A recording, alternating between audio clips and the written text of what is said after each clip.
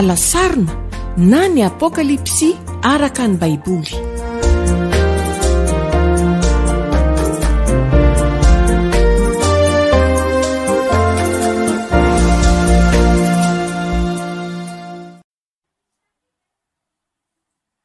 Dia falomiarabantsika mpanaraka ny fandarana alasarina indray ny tenako amin'ity ity. Isorantsika Andriamanitra mbola ahafahantsika manohy ny fampianarana rehefa avy nanaraka ny fampidirana ankapobeny ho an'ny taratasy 7 isika tamin'ny herinandro dia hiditra manokana amin'ny taratasy ho an'ny Efesosy isika androany. Andeha repetratsika ipelantan'Andriamanitra amin'ny alalan'ny vavaka aloha ny fandarana izay ataotsika. Raha eo misaotra fa Andriamanitra miteny ianao, Andriamanitra fitiavana, Andriamanitra tena tia mifandray aminay ary Andriamanitra tia miteny aminay. Misaotra ny amin'ny teninao izay azonay enoina dia ampio izahay mba tena ahay tokoa ary ahay handray tsara izay tena tianao ampitaina, tianao ianarana ary izay tianao ahitsy eo amin'ny fiainanay sy ny fiainan'ny fiangonana. Dia apetraka ipelantanao ny vavaka amin'ny anaran'i Jesosy. Amen. Eny ary eto am-panomboana dia hijery ny mombamomba ny tanànan'i Efesosy isika na ny toetoetrany. Mety an-tanteny ianao ilaina ve ny manao an'izany? Eny, ilaina tokoa ny manao an'izany satria araka ny fahitantsika tamin'ny session teo aloha dia nanana ny vanim-potoana ny aina ny fiangonana io, fiangonana tsiraray avoatanisa reto nanana ny vanim-potoana ny ainany, nanana ny tontolo nanodidina azy ary amin'ny ankapobeny dia nisy fifandraisana tamin'ny toetoetran'ilay tanàna, ny toetran'ilay fiangonana ary zava-dehibe indrindra zany mahalala an'izay tontolo nisy an'reto fiangonana reto izay, manampy antsika azo ny taratasy izay nisoratana ho azy zany. Dia miaro antsika koa mba tsy ho diso any amin'ny fampiarana ka hoe tsy ambikina avy hatrany foana na tsoaka izay ho antsika kanefa nanana izay ny antefany voalohany taratasy. Dia izay no mahazava-dehibe ny hijerentsika ny toetoetry ny tanàna sy ny tontolo misy azy aloha.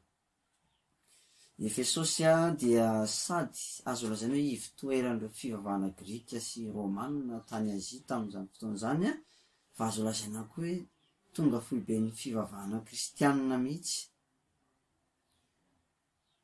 I Efesosy dia isan'ny tanàna lehibe indrindra tao anatin'ny faritany Romanina tany Azia. Azo lazaina ho ivitoerana ara-barotra sy ara-politika natanjaka izy ary arak'ilay voalaza teo ivitoeran'ireo fivavahana Grika sy Romanina ihany koa. Hitantsika taratra arak'izay voalaza amin'ny asan'ny apôstôly 7:20 ny mahivitoeran'ny fivavahana Grika azy. Toy izao no voalaza asan'ny apôstôly 7:20-7:20. Koa tsy izao raharantsika izao ihany no ahina ho ratsy laza fa ny tempolin'ny Diana andriamanibavy lehibe dia atao tsinitsinina koa aza koa ho afa-boninahitra ilay ivavahan'ny Azia rehetra sy izao tontolo izao. Ay farany kely tsinitsinina ho afa-boninahitra izy ilay ivavahan'ny Azia rehetra sy izao tontolo izao. Tsy iza fa ilay andriamanibavy dia Diana izay tao Efesosy nisy tenipoly lehibe izay tena nanamarika an'izany. Ny andininy fa 5:30 ihany koa eo amin'ny asan'ny apôstôly 7:20 io. Ary ny mpitahiry ny didy dia nampangina ny olona ka niteny hoe ry lehilahy Efesianina, iza ny olona tsy mahalala fa ny tanànan'ny Efesianina ny mpitahiry any Diana lehibe sy ny sarin-javatra izay latsaka avy amin'ny Jupiter. Iza ozy ny tsy mahalala fa ny tanànan'ny Efesianina ny mpitahiry any Diana lehibe, na le andriamanibavy ilay tena tao nisy ny tempoly lehibe izay nanaovana ny fanompoana ho amin'izany. Tao nisy ny ty andriamanibavy ty izay manana ny statuany, manana ny sarivongany koa izay miseho amin'ny endrika manana nono maro izy io, izay ny endrika anehoan'zareo azy. Dia mazava sy tena arak'ireo andinireo fotsiny ivitoeran'ilay fivavahana Grika n'ity Efesosy ity. Dia tena hoe lay ivavahany azy rehetra ao izy zao tontolo zao de ao amin'io Efesosy io. Ary io lay tanàna mpitahiry any Diana lehibe io. Io andriamanibavy io de Artemis no anarany amin'ny Grika, ary Diana kosa no iantsony Romanina azy. Inona ho loharanom-pahavokarana sy fahamarona izy resaka fiterahana sy ny sisa ihany koa. Izany no mahatonga ny sarivongany ho manana nono maro. Ninona ho nilatsaka avy any an-danitra ihany koa izy. Ny tempolon'ny Diana de voasokajy ho isa amin'ny iray amin'ireo 7 merveilles du monde tamin'izany fotoana zany. Ary tena nasarika mpizahatany koa io toeran'io, tonga reharehan'ny Efesianina mihitsy. Ary ny fiderana azy hitantsika ao amin'ny asan'ny apôstôly toko 7:7-4 mampiseho fa tena reharehany izy ireo tokoa io andriamanibavy io. Hoy izy ireo ao amin'ny Efesianina toko 7:4 ao amin'ny asan'ny apôstôly toko 7:4 hoe lehibe dinan'ny Efesianina. Zany ny fiderana sy ny fanandratana nataon'izy ireo an'ity andriamanibavy ty. Lehibe ny dinan'ny Efesianina ao izy. Dia ny fanompona tao amin'ity andriamanibavy ty de voafaritry ny falotona samihafa, falotona mpitondratena samihafa anatin'izany hoe fijangajangana. Zany ny zavatra tena nisy ny ainana izy ireo. Fa ankoatra ny mahivitoerany fivavahana Grika amin'ny Efesosy dia amin'ny mahafaritany Romanina azy ihany koa. De nisy tempoly roa izay natokana ho fivavahana amin'ny amperora tao a Efesosy. Ary nantsoin'ny Domitien mihitsy aza Efesosy hoe gardien fivavahana amin'ny amperora. Tena any amin'ny farity Azia de tena nanana ny toerany Efesosy ny amin'izay fivavahana amin'ny amperora. Nanana an'ireo tempoly roa izay fivavahana amin'ny amperora ireo. Toy izao no endrikendriky ny tempolin'ny Domitien tao Efesosy. Araka tsara izay efa naseho amintsika tany amin'ny fampidirana kapeny tany aloha tany any izy tia. Endrikendriky ny tempolin'ny Domitien tao Efesosy ary tahaka izao kosa ireo sisa ny tsangam-baton'ny Domitien tao Efesosy.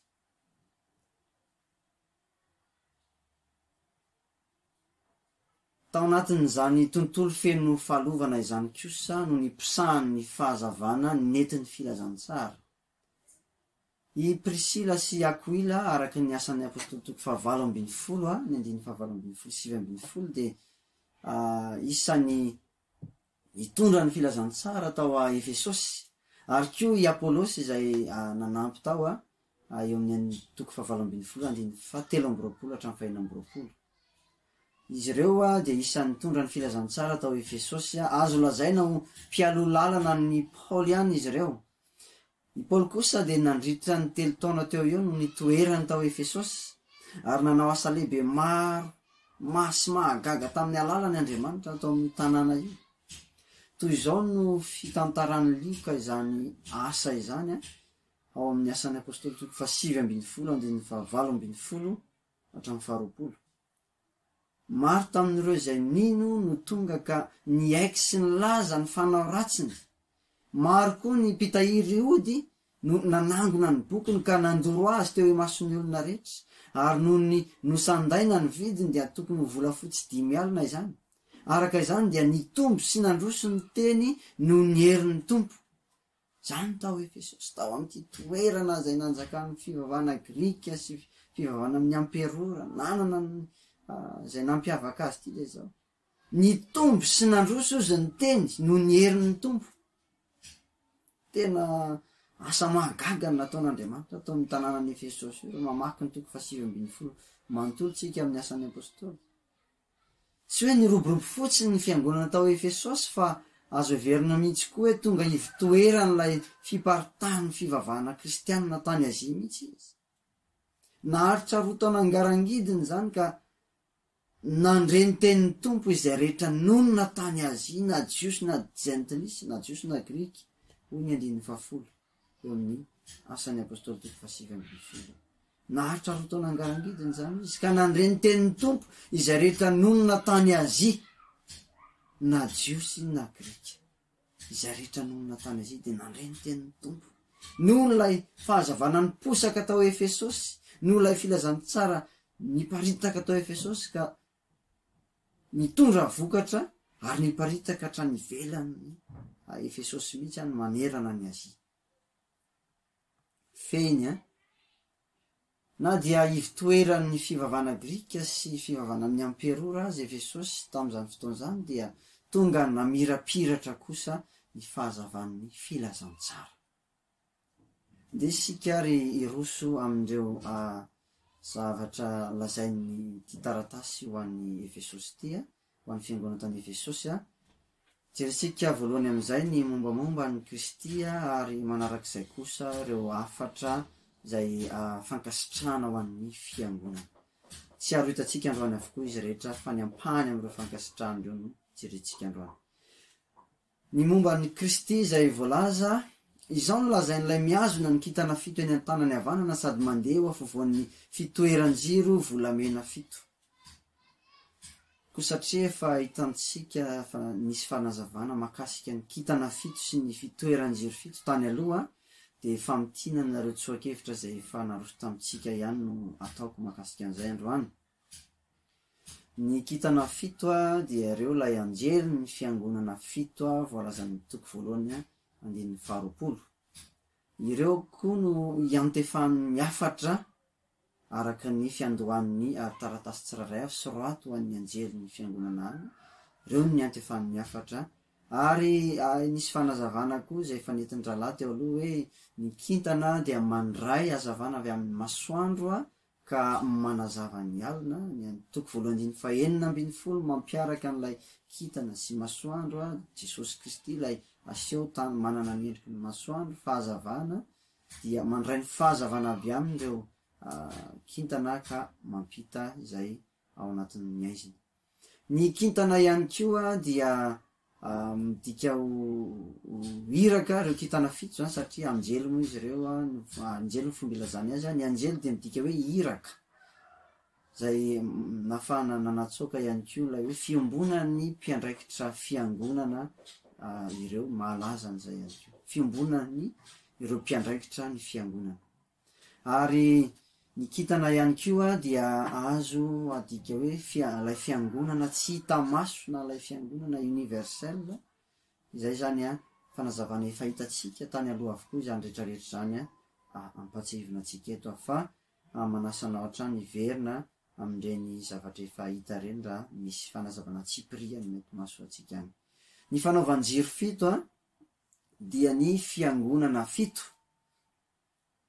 voalaza eo amin'ny toko voalohany andin'ny faharoapolo ihany koa ny fanazavana an'izay ireo fiangonana fito ny fanaovan-jiro fito ny fanaovan-jiro fito ihany koa dia na ireo fiangonana fito zany dia maneho ny fahafenon'ny fiangonana rehetra efa nazavantsika ny amin'ilay isa fito zay milaza fahafenon'ny fiangonana rehetra ary milaza ihany koa ireo ny amin'ilay fiangonana eto an-tany zay fiangonana hita maso zay fahazavana eto amin'izao tontolo izao Kristy eto dia lazaina fa mandeha ho afovoan'ireo fanaovan-jiro fito voalohany dia mampiseho zany hoe miaraka amin'ny fiangonany hatrany izy eo anivon'ny fiangonany fa ankoatr'izay dia mampatsiaro atsika ireo mpisorona tao amin'ny testamenta taloha izay nanana andraikitra iambina ny jiro tao amin'ny tempoly tsy ho fatika io zany Kristy kosa no ilay mpisorona be mitahiry ny fahazavan'ny fiangonany ary izao tomba nataony amin'ny fiangonana tsirairay zao dia mariky ny fikarakarany azy mba hamira pirata n'ilay fahazavany hatrany eo anivony zao tontolo izao mba hamira pirata n'ilay fahazavany hatrany eo anivony zao tontolo izao nanana andraikitra ho an'izany ny mpisorona tany amin'ny testamenta taloha miambina ny jiro tao amin'ny tempoly tsy ho faty fa mba hirehatra mandrakariva ame hazavana fa Kristy ilay mandeha ho afovoan'ny fanaovan-jiro kosa dia tena mihevitra zay asoan'ilay fiangonany mandrakariva atonga ny fahazavany tena mamirapiratra hatrany hatrany dia mikarakara azy izy mihevitra azy izy izao tomba nataony amin'ny fiangonana tsiraray avy zao dia mariky zany fikarakarany zany mba amirapiratanyilay fahazavany hatrany eto anivony ty zao tontolo izao ty. Andehantsika ary jeriny amin'ny fankasitrahana izay nomen'ny tompo ho an'ny fiangonana tao Efesosy. Andininy faharoa, fantatro ny asanao sy ny fikelezanao aina ary ny fiaretanao sy ny tsy fahazakanao izay mpanao ratsy. Ary ianao dia efa nizaha toetra izay nilaza ny tena no apôstôly kanjo tsy izy, ary hitanao fa mpandainga izy. Manana faharetana ianao ka niaritra noho ny anarako sady tsy reraka. Tsy ary ho hitantsika androany avokoa izy rehetra fa vitsivitsy amin'ireo no ezahantsika azavaina androany sy akatsika fampiarana. Fantatro ny asanao. Ny asanao lay asanao eto lay hoe ergona amin'ny teny fototra dia azavain'ireo teny roa izay manaraka azy, dia lay hoe fikelezanaina sy lay hoe fiaretana. Azavain'ireo zany, ireo zany de toetra mamariparitra n'lay asa nataon'ny fiangonana tao Efesosy. Fantatro ny asanao izy sy ny fikelezanao aina, ny fiaretanao. Lay asanao, lay asa nataon'ny fiangonana tao Efesosy zany de voafaritra ireo zavatra reo, voafaritra lay fikelezanaina sy lay fiaretana. Ka ny fikelezanaina dia avy amin'ilay teny fototra hoe kopos, de izy io de midika hoe asa mafy mandreraka, asa mafy tena mitondra ho amin'ny faharerahana zany, na tena mitondra tena hoe fahasasarana tanteraka mihitsy. Zay ny arabaky ty ny hevitry lay hoe kopos, asa mitondra ho amin'ny tena faharerahana tanteraka, izay manondro, zany hoe eto izy manondro an'ilay ezaka fanolora tena feno sy lay ezaka mitondra ho amin'ny fahafoizana zavatra maro, lay ezaka zay tena manao ny ainy tsy ho zavatra eo amin'ny asa anankiray. Dia fantatry Jesosy fa izany nataon'ireto Efesianina ireto, tak'izany namaritra ny asa. Nisy fikelezanaina, tena fikelezanaina tokoa. Ity fikelezanaina ity dia ampiasain'ny Paoly matetika maritany ny fanompona ataony, ohatra na ny asa nataony. Ohatra amin'ny Korintianina 1:5-10. Fa ny fahasoavan'Andriamanitra no nahatao izao ary tsy foana ny fahasoavany nasehony tamiko, fa efa ny asa fatratra. Zay le kopos eto ny asa fatratra ny andikandika teny fahenina azy. Fa efa ny asa fatratra mihoatra noho izy rehetra, nefa tsy izao fa ny fahasoavan'Andriamanitra nomba. Efa ny asa fatratra noho izy rehetra ao izy. Ny asa fatratra ny andikany azy eto amin'ny dikateny fahenina, le kopos lay nadikatsika fikelezanaina ihany no teny ampiasainy ao.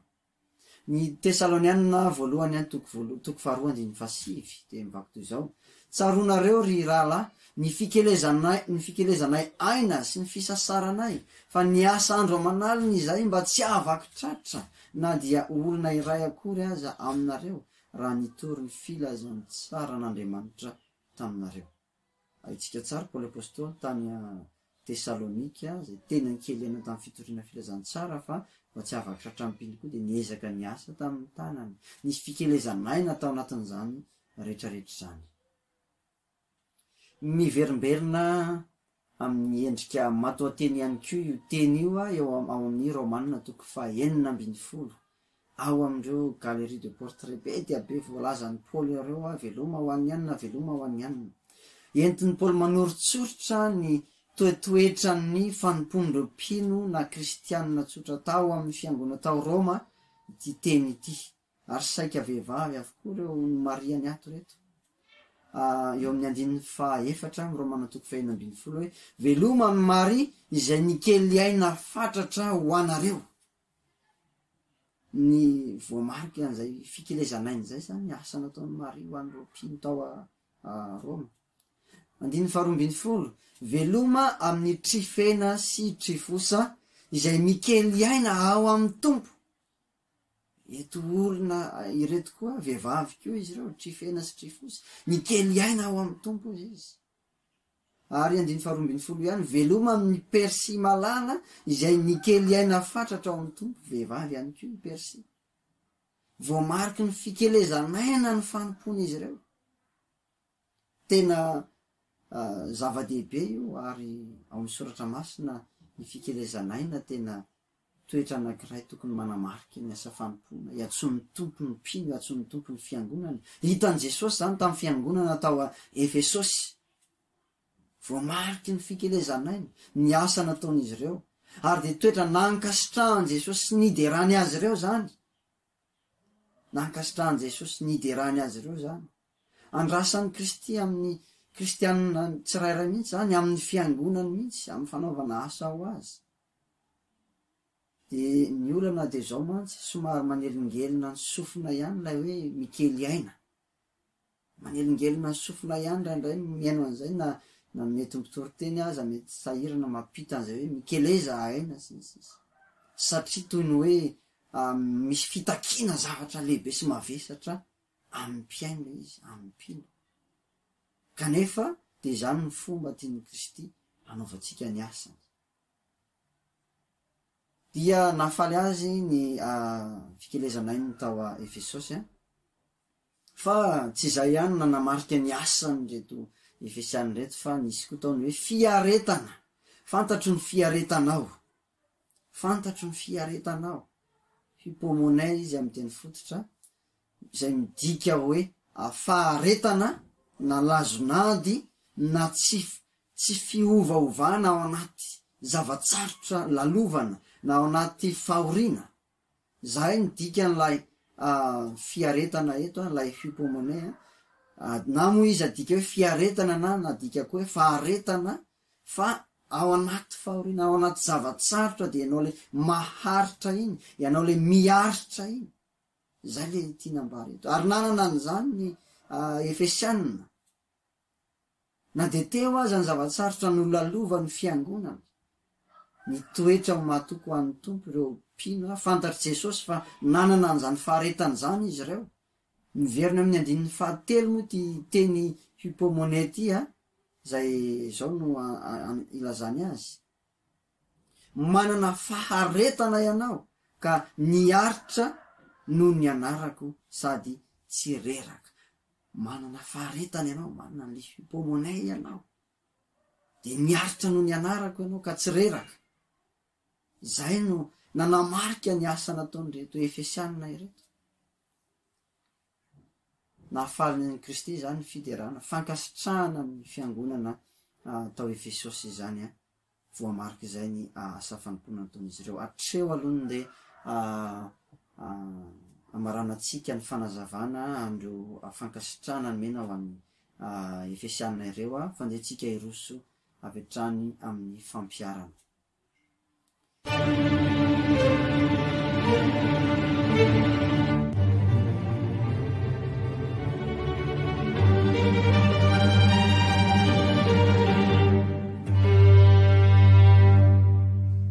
Jesosy Kristy dia eo anivon'ny fiangonana izy lay mandeha eo afovoan'lay fanaovanjiro volamena fito hery lehibe ho antsika na ho an'ny mpitandrina na ho an'ny mpino tsirairay ny mahalala fa Jesosy tokoa dia miaraka amin'ny fiangonany atrandry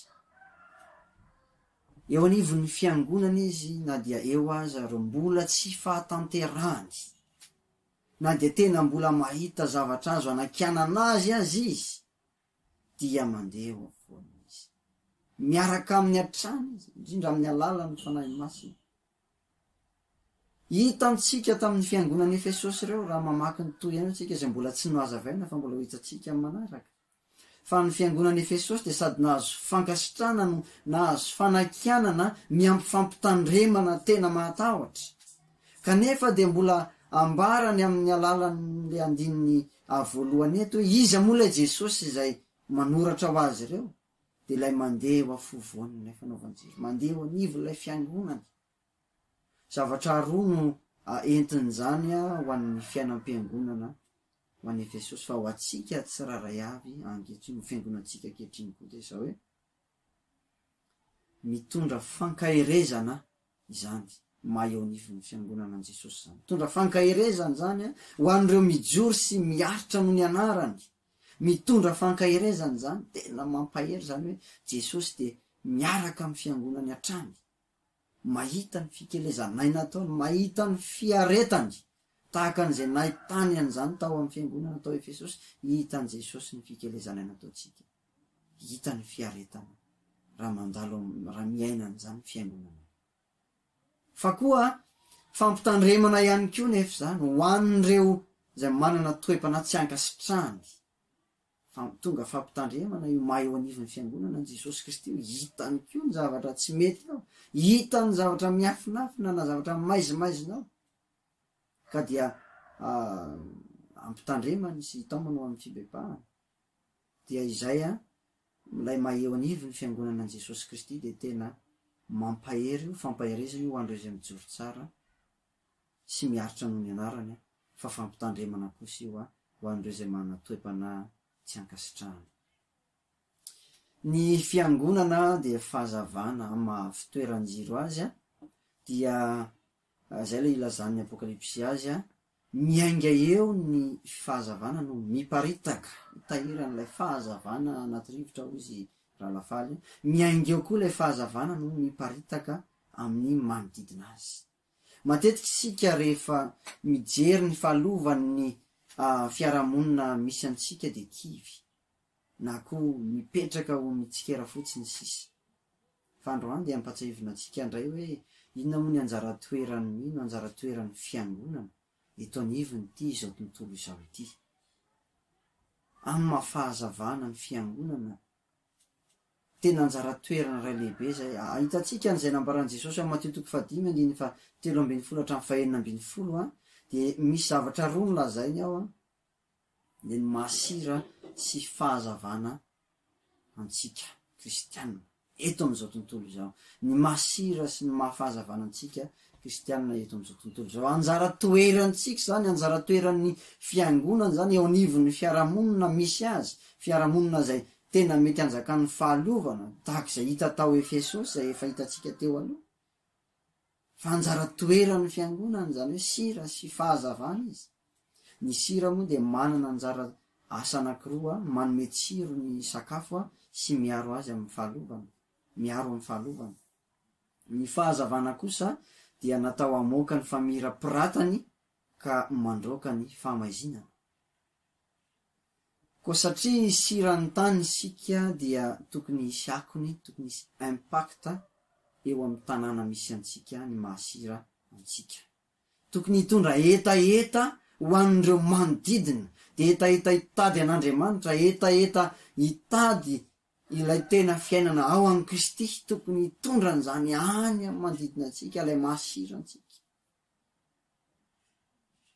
Tsy tokony ho ny fahalovan'ny fiarahamonina indray no miatafiditra tsikelikely sy mahazo vana na mahazo laka ao anatin'ny fiangonana, fa ny fiangonana no tokony mandroaka ny fahalovana eo amin'ny fiarahamonina, mandroaka ny fahamaizinana amin'ny alalan'ny teny sy ny asa ataotsika, ny fiezahantsika hanaparitaka ny filazantsara. Izany no anjara toerantsika fiangonana eto amin'ity zao tontolo izao ity. Tao Efesosy izay tanàna lehibe sy nandroso, tanàna tena nanjaka ny fahalovana sy ny asa maizina rehetra, niposahan'ny fahazavan'ny filazantsara. Hita tokoa hatreto, hatreo amin'izay andininy hitantsika eto amin'ity Apokalipsy ity, fa tena nahafinaritra ny tompo izay dingana anankiray nisy teo amin'ny fiangonana tao Efesosy izay. Ny masira sy fahazavana azy mbola hitantsika moa ny fananganana ny aoriana. Ary tsy nijanona tao Efesosy ihany hoy isika fa niparitaka nanerana ny Azia ilay fahazavana. Ka ho antsika fiangonana ankehitriny atraizaka ny fiparitahan'ny fahazavana, fahazavan'ny fiangonana misy anao, atraiza ny fiparitahan'izay fahazavana zay, atraiza ny masira sy fahazavana antsika. Inona ny akon'ny fisian'ny fiangonantsika eo amin'ny fiarahamonina misy atsika, inona ny akon'ny fisian'ilay fiangonantsika eo amin'ny tanàna misy atsika, inona no impactany. Fa izay tsika eto anivony ty zao tontolo izao ty, lay fiangonana, lay fitoeran-jiro, lay poiran'ny fahazavana satria manana n'ilay fahazavan'ny Kristy, atraiza ny fahazavantsika. ka hoy ny tompo amitsika ao amin'ny Mateo 5:25 hoe aoka hazava eo mason'ny olona toy zany ko ny fahazavanareo. Aoka hazava eo mason'ny olona toy zany ny fahazavanareo. Ny toetra fikelezanaina zay nanana ny fiangonana tao Efesosy sy ny fiaretany fahorinana, faharetana nanoloana ny fahoriana dia toetra tokony hanamarika ny asa ataotsika fiangonana ankehitriny ihany koa. Miaina ao anatina fiarahamonina zay miezaka manamoramora ny fanaovan-javatra isika zao ahena ny hetsika ara-batana, ahena ny fotoana lany amin'ny fanaovan-javatra maro samihafa, tsy tia misahirana amina zavatra zay tena mety hanahirana azy ny olona fa amoraina ny zavatra rehetra. Ny fandrosoan'ny teknôlôjia raha teo dia manome vahana n'izany rehetrarehetra zany. Tsy ratsy zany rehetra zany fa tsara tokoa. Ka nefa mety ompozina ho an'ny tsika tsiraray avy sy ny fiangonana zany rehefa tsy mitandrina. Ohatra fotsiny mety tonga ny fotoana mila manao asan'ny tompo isika rehefa tsy misy ny fiara ohatra de tsy afaka mandeha, tsy vita tsony mandeha tongotra satria efa zatra n'ilay fiainana zay moramora, zatra n'ilay fiainana zay atao hoe migoka ny tombontsoa ny fandrosoana sy ny teknôlôjia. Tsara zany raha misy ny fitaovana de tena ampiasaitsika ho an'ny tompo. Tsy misy ny fitaovana tsy afaka manao ny asan'ny tompo fa isika.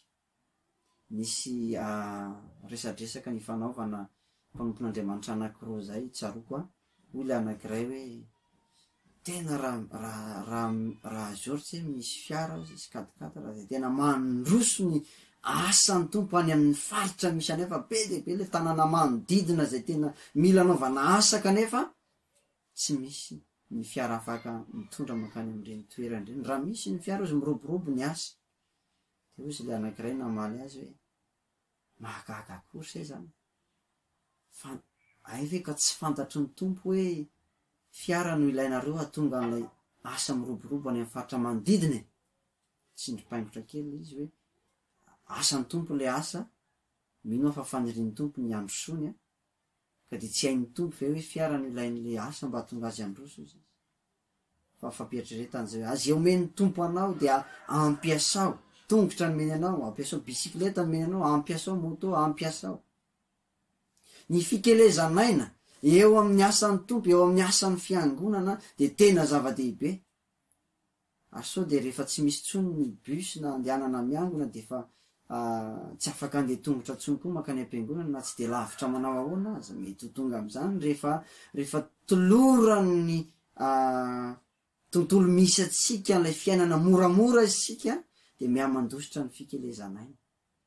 Ho an'ny akamarony ny anivelany mety efa manomboka eto amintsika koa ny resaka vente en ligne sy ny sisa, fividianana zavatra amin'ny alalan'ny internet zay mampiena ny hetsika ara-batana ataon'ny olona.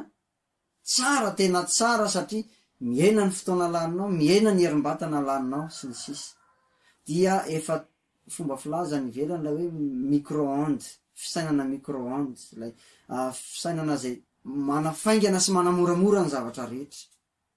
Fa eo amin'ny fanomponan'ny tompo anefa de zao tena mitaky fikelezanaina eo. Tena mitaky fikelezanaina ny asan'ny tompo. Mitaky fanolora-tena, fahavononana, mitaky tsy mitady confort eo amin'ny asan'ny tompo fa tena fanolora-tena, fiaretana fahoriana, tena faharetana ao anatin'ny zavatsarotra ihany koa. Mitaky an'izany ny asan'ny tompo. Ka dia mampitodika atsika fiangonana manoloana an'izay hoe mamaritra ny asan'ny fiangonantsika ve ny fikelezanaina sy ny fiaretana na ny faharetana eo amin'ny fiainan'ny fiangonantsika eo. Hoy ny tenin'ny Paoly tamin'ny fiangonana tao Efesosy ao amin'ny Efesiana 5:5 hatramin'ny 7:10 tsy izy rehetra no vakitsika fa misy dinganina. Tao amin'ny haizina ianareo fa iny, fa ao amin'ny fahazavana kosa ankehitriny. Noho izany noho ianareo tafaray ao amin'ny tompo, koa manaova fitondrantena tahaka ny olona ao amin'ny fahazavana, aza miombona amin'ny asa tsy mahavokatsoa ataon'ireo olona ao anatin'ny aiziny fa leo aseho ny tena toetra ireny asa ireny. Isika koa rehefa mijoro amin'ny mahafahazavana dia mampiariary zay ilay asan'ny maizina eo amin'ny fiarahamonitsika. Mampiariary ilay asan'ny maizina tao, mampiariary ny fahamaizina rehefa asehonao ilay fahazavana. De noho izany satria mampiariary ny fahamaizina ny fiarahamonitsika sy ny tanàna misy atsika rehefa mijoro ho fahazavana de azo antoka fa tsy hafaly izao tontolo izao velively zany, tsy hafaly an'ny satana koa. De ankahalatsika izao tontolo izao. Fa mampahery atsika kosa hianatra n'ilay fiaretana sy faharetana tahaka ny izay hita tao amin'ny fiangonana Efesosy eto. Na de misy ny fahoriana na fanenjena na zavatsarotra de aseho hatrany ilay fahazavana hijoroy. Na halan'izao tontolo izao anao noho ny fijoroana dia mila aseho ilay fijoroantsika fiangonana. Ireto no zavatra tena manosika an'i Paoly apôstôly kely aina fatratra teo amin'ny asa fanompoana nataony ka tokony amporisiana atsika ihany koa anosika atsika ho amin'izay. Atonga atsika tena hiasa amin'ny fikelezanaina sy hiasa amin'ny fiaretana sy faharetana. Ny fitiavan'i Kristy no voalohany, zavatra ray izay tena nanosika an'i Paoly apôstôly ho amin'ny fikelezanaina sy ho amin'ny fiaretana ary ho amin'ny faharetana eo amin'ny asa fanompoana taona. Ny fitiavan'i Kristy, fa ny fitiavan'i Kristy no manery anay satria izao no hevitray. Maty ny olona iray, amonjy ny olona rehetra, de maty koa izy rehetra. Korintianina 4:4-5. Tsy nampaninina ny Paoly mihitsy no nanao viveriny ainy ho an'ny asan'ny tompo no ny fahatsapany io fitiavan'i Kristy hoe lay Kristy izay nanolotra ny ainy ho faty teo amin'ny hazo fijaliana, tsy nanao ny tena no zavatra, tena nanolotra ny ainy hatramin'ny fahafatesana mba hamonjena atsika. Izany fitiavan'i Kristy izany ny fahatsapako ny lanjany zany de manosika ko tena anana fikelezanaina eo amin'ny asa taona, eo amin'ny asa tao. Zany manosika ny fiangonana anana fikelezanaina, ka ny fiangonana tsy tena matsapa intsony ny lanjan'ilay fitiavan'i Kristy de mety hiena amin'izany hitatsika izay olana tao amin'ny fiangonana Efesosy ao aoriana. Fa zava-dehibe io fototra anosika atsika tena hikely aina amin'ny asan'ny tompo io fitiavan'i Kristy io. Faharoa, ny fanantenana. Zavatra ray nanamarika ny asa fanompoan'i Paoly ty resaka fanantenana ity. Ary voalaza amin'ny Korintianina 4:4-4. Zao nambaran'i Paoly. Fa fantatray fa izay nanangana an' Jesosy tompo no anangana anay koa miaraka amin' Jesosy ka ametraka anay eo akaikiny miaraka aminareo. Fitsanganana amin'ny maty zany. Ny ainan'i Paoly zany fanantenana ny fitsanganana amin'ny maty zany. Tena ny ainany. Ary zany nahatonga azy tena tsy kivy, tsy ketraka na dia ao anatin'ity tena zay mety losy, mety maty ty aza, nampiasainy ho amin'ny fikelezanaina ho an'ny tompo satria fantany fa raha ravainy ty tranolay ty izy de manana zay voarafitr'Andriamanitra zay. Manana. Tena fantatry Paoly zany. De ny ainany zany fandehanana amin'ny fanantenana zany ka nahatonga azy havita ikely aina eo amin'ny asan'ny tompo. Sy hiaritra fahoriana teo amin'ny asan'ny tompo. Ary lay andiny zay efa diso fantatsika, lay andiny fifampaherezatsika asan'ny kristianina malaza ao amin'ny Korintianina 5:5-7 dia miverinao mihitsy ireo teny anankiroa hitatsika teo amin'ny apokalipsy de lay hoe ergona sy lay kopos, lay asa sy lay fikelezanaina miaraka, lay fiarahan'lay asa sy lay fikelezanaina, na le asa faritan'lay fikelezanaina raha ny marina kokoa. De ovaka itsika le Korintianina 5:5-7. Ko amin'izany ry rahalahy malalako dia miorena tsara, aza miova ary maefa be mandrakariva amin'ny asan'ny tompo. Zay lay ergona, amin'ny asan'ny tompo, satria fantatrareo fa tsy foana tsy akory ny fikelezanareo aina ao amin'ny tompo. Zay le kopos fikelezanaina tsy foana. Mampahery eto Paoly zany, mamporisika ny mpino tena hanao ny asan'ny tompo ary hanao an'izay amin'ny fikelezanaina. Tahak'izay hita tamin'ny fiangonana tao Efesosy, fantatry ny asanao Jesosy sy ny fikelezanao ainy. mampahery ny mpino paoly anao an'izay asany tompo sy ny fikelezanaina tokony amaritra n'lay asa zay. Ahoana ny fomba ampaherezany azy? Aitsika tsara fa ny toko 5:20 dia amelabelarany paoly loha hevitra ray lehibe ny amin'ny fitsanganana amin'ny maty. Anapory fony fa tena nitsangana tamin'ny maty Jesosy noho izany tena misy ny fitsanganana amin'ny maty. Ka izany fanantenana ny fitsanganana amin'ny maty izany zay netin'lay fitsanganan'i Kristy tamin'ny maty no entin'ny paoly mampirisika ny mpino eto. Tena ikely aina amin'ny asan'ny tompo.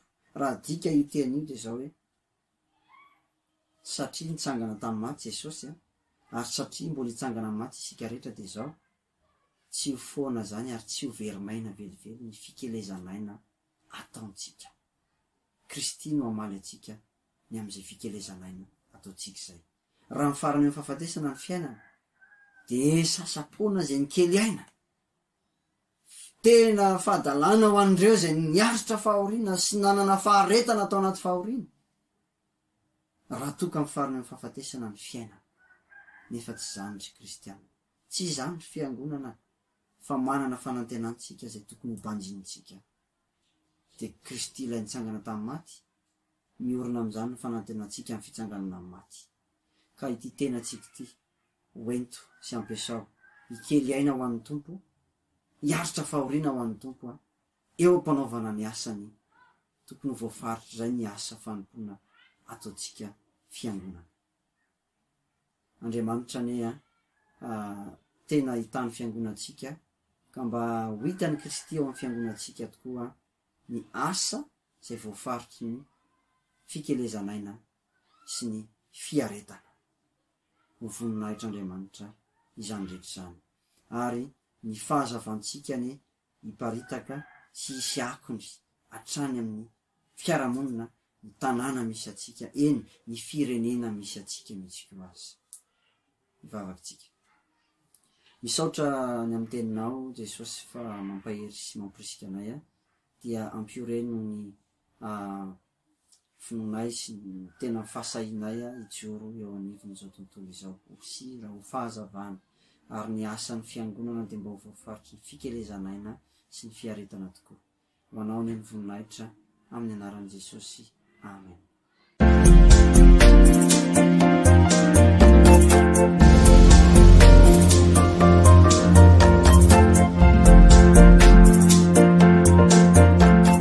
Alasarina na ny apokalipsy araka ny baiboly.